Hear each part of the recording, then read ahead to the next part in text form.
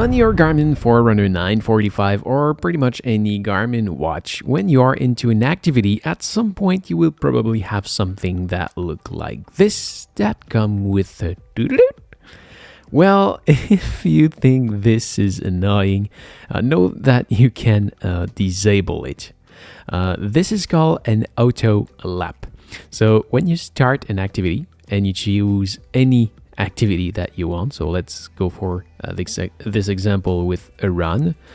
You want to go, it can be while you are into the activity or not. If it's before the activity, you just press the menu button right here. If you are into the activity, you press and hold it. And then you will go into the run settings and you will go down to laps, because what you see is an auto laps. So if we go into laps, you see actually there is an auto lap by distance. So if I go here, I can just disable it.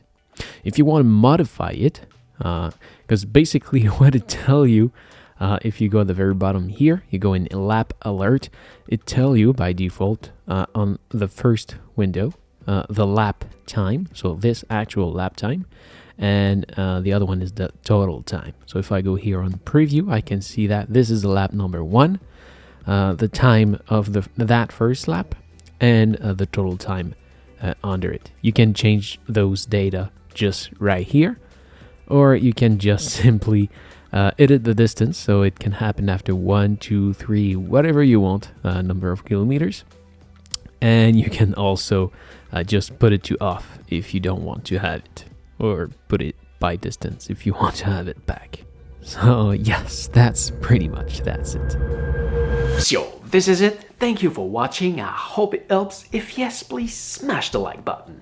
If you are planning to buy this watch, you can see my link in the description. And don't forget to subscribe to my channel so you can find me back easily next time you need help. If you want to see my other tutorial about this watch, you can see my playlist just right here. And you can also find me on my main channel just right there. Thank you for watching. Take care and see ya.